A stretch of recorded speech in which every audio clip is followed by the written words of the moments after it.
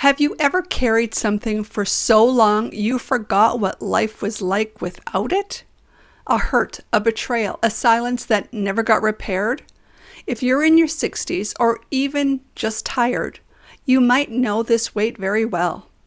Today I want to talk about something that's changed the way I live my life, now in retirement. Forgiveness.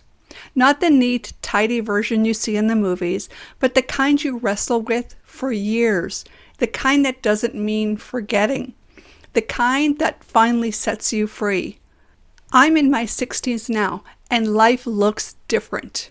There's more reflection, less rushing, and more clarity about what's worth carrying into the next chapter of life. In my younger years, I misunderstood forgiveness. I thought it was about letting people off the hook, about pretending something didn't hurt when it did. But now, I see it's not about erasing the past. It's about reclaiming your future. In this video, I'm sharing what I've learned personally and deeply about forgiveness after 60, how it's helped me grow emotionally, and why it might be the most powerful tool we have in our peace later in life.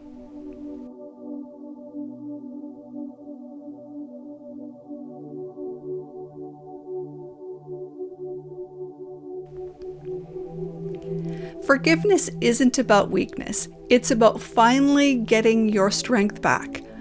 There are things that I've held on to for decades, words that stung, actions that made me feel invisible, times when I was left out, misunderstood, deeply hurt, and I clung to those memories because I thought they would protect me. But they didn't. They weighed me down. It took years for me to see what I called boundaries were sometimes just walls. That my silence wasn't strength, it was fear. And that I was allowed old pain to shape who I became in ways I didn't like. Forgiveness for me started with recognizing the burden, realizing I don't want to carry this anymore. You won't always feel ready, but you can choose to begin anyway.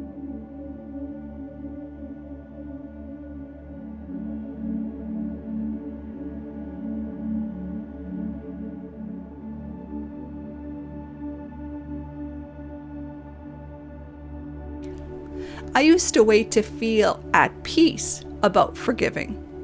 I thought I'd know when it was time. But honestly, that moment never came. Instead, forgiveness came in a quiet decision I made over time and time again. I won't tell that story today. I'm not going to rehearse that argument again. I choose peace over being right. It wasn't dramatic, but it was powerful. Forgiveness in retirement often looks like small, quiet choices. How you speak, how you respond, how you stop reliving what already hurt you once. One of the best things about getting older is finally understanding what really matters. There's something about being in your 60s, 70s, or 80s that shifts your vision. You realize life is short, time is precious, and grudges, they're expensive. I started seeing people differently, not like villains or heroes, just humans. Complicated, flawed, and often doing the best they can with the time that they have. That shift in perspective made it easier to soften, not because they deserved it, because I did. Aging gives you space to stop reacting and start reframing. Letting go didn't change the past. It changed me. Since I began practicing forgiveness, something subtle but significant happened. I don't brace myself when I hear certain names. I don't replay old wounds. I feel lighter, freer, and more like myself. In some cases, I've reconnected with people. In others, I've just simply moved on with grace and without bitterness. I've realized I don't need to be right. I want to be free. This is what the emotional growth in retirement really means. Not just relaxing, but releasing. I can't go back, but maybe you can move forward sooner than I did.